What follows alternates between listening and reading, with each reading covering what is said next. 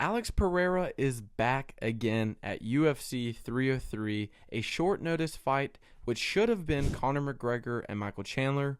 Alex Pereira steps in short notice to save UFC 303 and possibly become the biggest UFC star ever.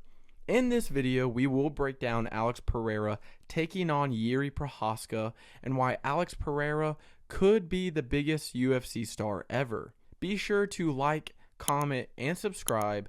Now let's get into it.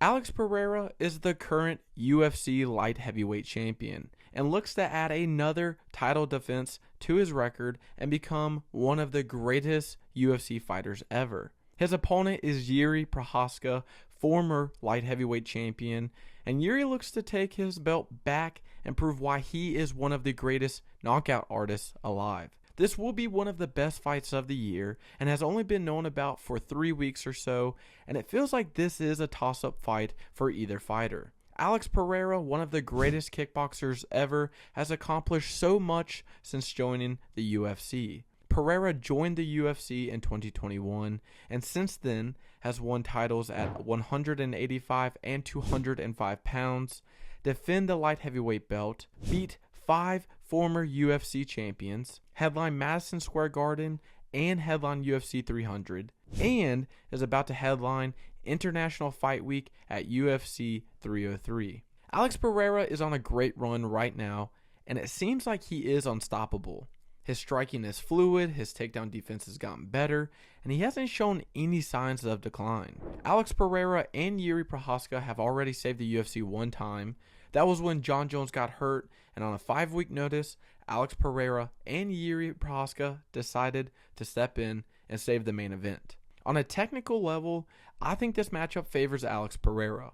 I think the power threat is always there, but for me, it's the actual striking and grappling game for Jiri. Alex Pereira has already faced Jiri and has seen the awkward movement, so he'll be used to that, I think. I just think Alex Pereira has to worry about the takedowns from Jiri. And if we do look at the grappling statistics, Alex Pereira does have pretty good takedown defense and grappling surviving skills. Alex Pereira has a 70% takedown defense against Jiri's 60% takedown accuracy. Although I think Jiri's best chance at winning is in the grappling department and forcing a 50-50 scramble and catching Alex Pereira there, I think this will be a stand-up fight. Jiri knows he has power, and his striking is so awkward and weird, he can catch Alex Pereira off guard. Jiri has amazing striking statistics, and I think that's what he will rely on more than his grappling. Jiri lands 5.75 significant strikes per minute and has a 97% knockout rate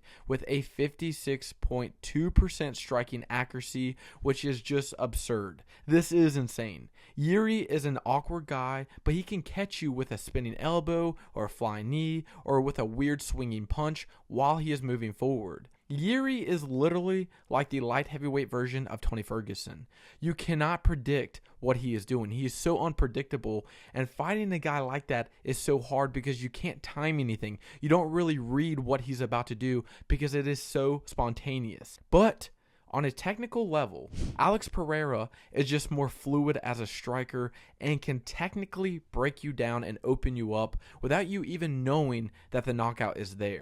Alex Pereira lands 5.10 significant strikes per minute and has an 80% finish rate with a 62.8% striking accuracy, which is the 4th highest in UFC history. Alex Pereira is a calm, collected fighter where he can wait all 5 rounds before he knocks you out. What Pereira likes to do is force your back against the cage where you can't move at all, and then catch yourself moving back into the middle of the ring, and then he'll throw leg kicks or a flying knee to try and force you back, and then he'll just set you up for a knockout there. If you watch the Jiri fight, the Jamal Hill fight, the Izzy fight, and Sean Strickland fight, he's done all of these things. He'll push you back to the cage where you can't really move in a diagonal way, catch you with a upper combination, a 1-2 left hook, or he'll go a 1 high, 1 low, and then a left hook. And then if you're in the middle of the ring like Sean Strickland, he literally was walking forward, threw a leg kick, and then just threw the left hook and dropped him right there. I think Alex Pereira will immediately get in Yuri's face and work his body to open up his head.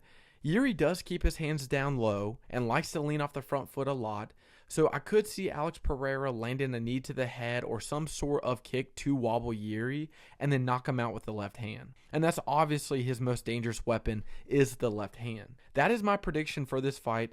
Now, I do believe if Alex Pereira can knock out Yuri and do it fast, he will have the chance to become the biggest star in the UFC. And that's by calling out either John Jones or Tom Aspinall after he wins by knockout. I think people are starting to see Alex Pereira as a potential GOAT in the UFC. He's got 2 belts and a title defense now, all within 3 years of being in the UFC. He's staying active and helping the UFC out a lot, which means they will help him out. And if the UFC wants Alex Pereira to be big and be a big star, he's got the rivalry with Izzy, the size to go up to heavyweight, and the activeness to fight whenever. The UFC loves a guy like this. They can put him in any situation and make a story out of this guy. I think he could become a top 10 GOAT if he beats Yuri and can win a fight at heavyweight, and that's what I would love to see next. I think Magomed Ankalaev is a cool matchup next for Alex, but I want to see history being made, and Alex deserves a chance at heavyweight if he wins at UFC 303. That is my predictions for this fight. That's what I would like to see. Thank you so much for watching. I hope you enjoyed. Be sure to like, comment, and subscribe.